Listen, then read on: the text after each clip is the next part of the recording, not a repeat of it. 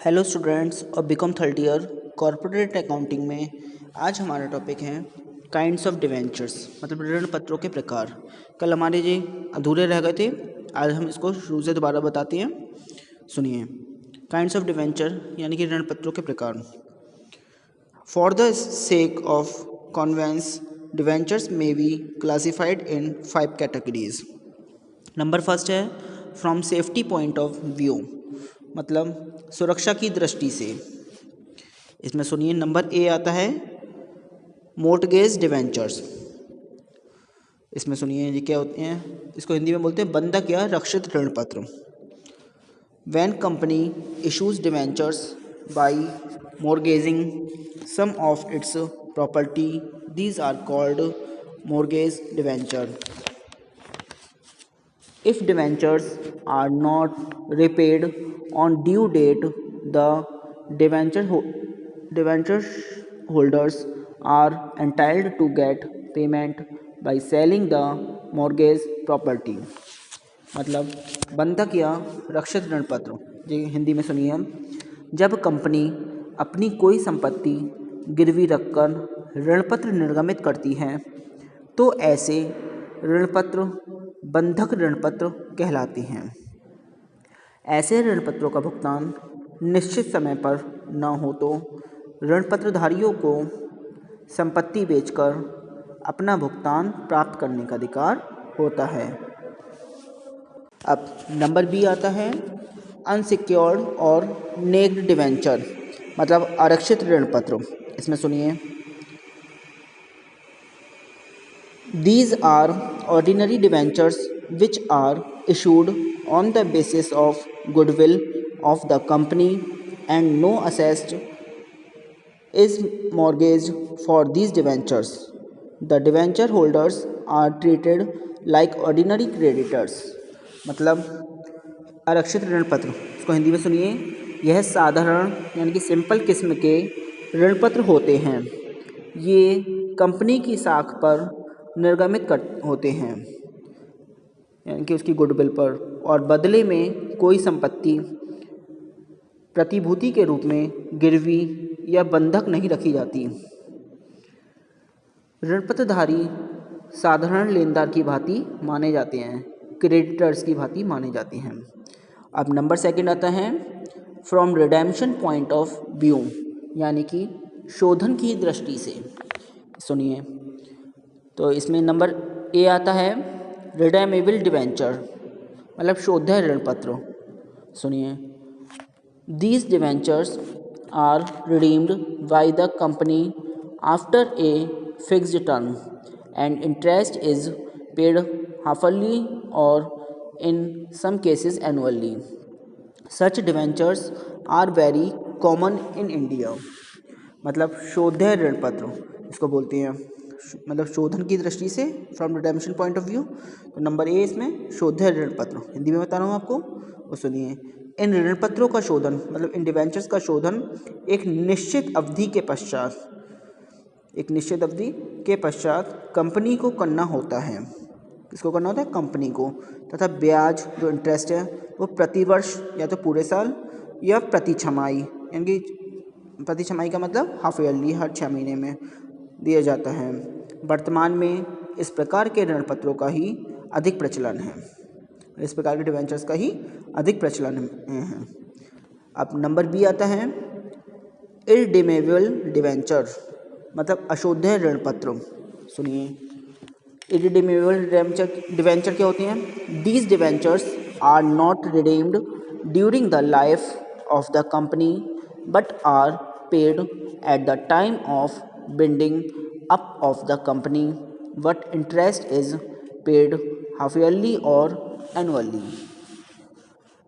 मतलब अशोध्य ऋण पत्र, इन ऋण पत्रों का भुगतान कंपनी के जीवन काल में नहीं होता। मतलब जो डिवेंचर्स हैं इसका कंपनी के जीवन काल में नहीं होता, बल्कि कंपनी के समापन पर ही, जो कंपनी का समापन होता है, एंड होता है, तो तभी इनका भुगतान होता है। किंतु ब्याज का भुगतान, जो इंटरेस्ट का पेमेंट है, वो प्रतिवर्ष या प्रति छमाही किया जाता है। इसमें इंटरेस्ट का प्रतिवर्ष या प्रति छमाही किया जाता है। वर्तमान में इस प्रकार के ऋण पत्र निर्गमित नहीं किए जाते हैं, मतलब इस प्रकार के ऋण जो पत्र जो हैं वो इशूड नहीं किए जाते। अब नंबर 3 आता है from transfer point of view, मतलब हस्तांतरण की दृष्टि से। इसमें नंबर ए आता है रजिस्टर्ड डिवेंचर, पंजीकृत या रजिस्टर्ड ऋण पत्र।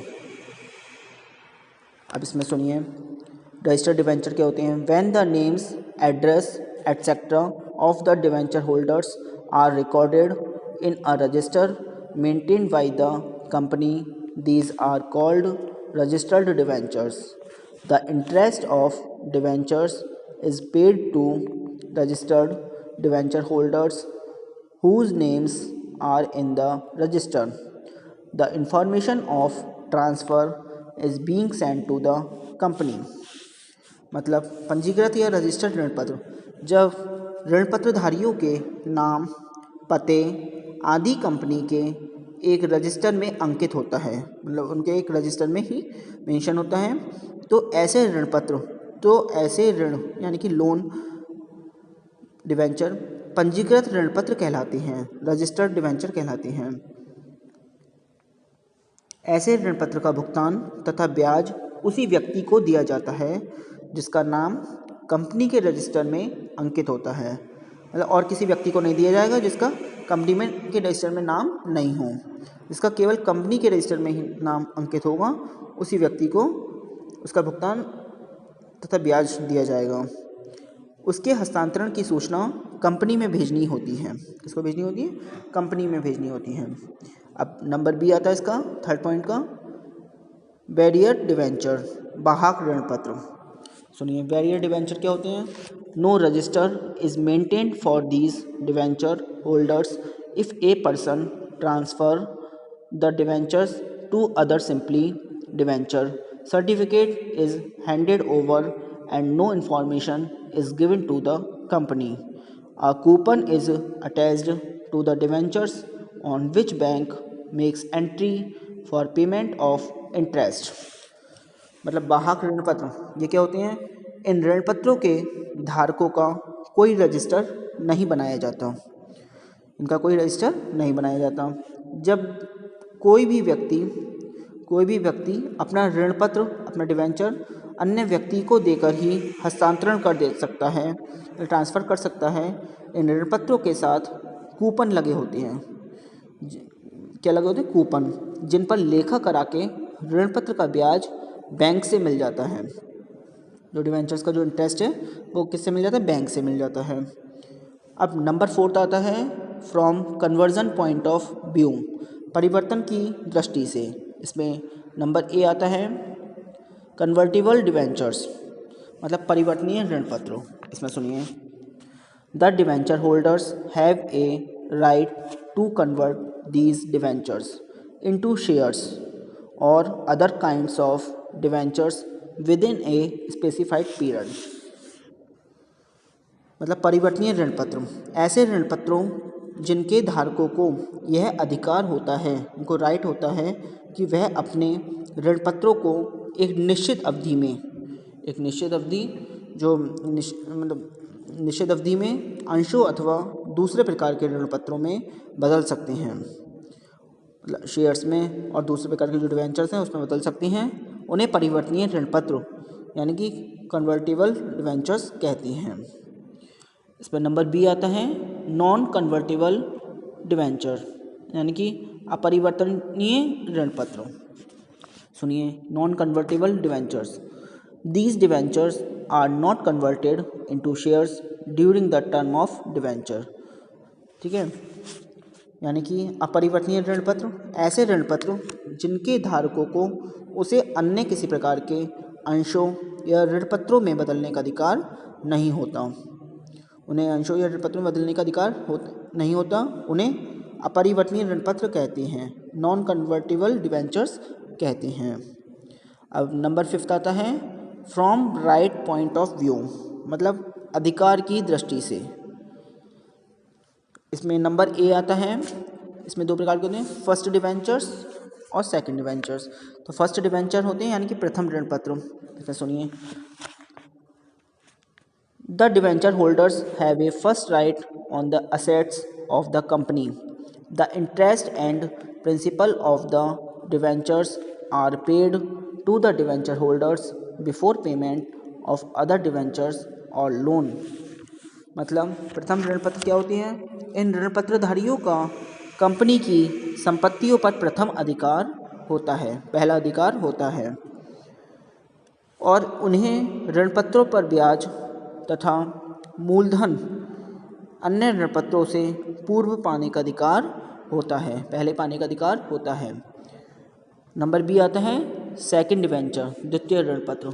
The payment of the principal and interest to these debenture holders is made only after paying first debentures. मतलब द्वितीय ऋण पत्र ऐसे ऋण पत्र जिन्हें ब्याज तथा मूलधन का भुगतान प्रथम ऋण पत्रों के भुगतान होने के पश्चात ही अपना पेमेंट प्राप्त करने का अधिकार होता है, तो उन्हें द्वितीय ऋण पत्र कहते हैं, तो उन्हें सेकंड डिवेंचर कहते हैं। अब सुनिए इंटरेस्ट ऑन डिवेंचर्स यानी कि ऋण पत्रों पर ब्याज। The rate of interest on debentures is prefixed and the debenture is called by the same name. For example, 6% redeemable debentures, 5% mortgage debentures, etc. Thus, the rate of interest is part of the name of the debentures. Generally, interest on debentures is paid half yearly and debited to profit and loss account annually like other expenses. If debenture interest is not paid regularly, the debenture holders can file a case in the court. मतलब ऋण पत्रों पर ब्याज की जो दर निश्चित रहती है उसी नाम से वह ऋण पत्र जाना जाता है, जैसे 9% शोधनीय ऋण पत्र या 11% बंधक ऋण पत्र आदि। आज के लिए इतना ही। Thank you very much.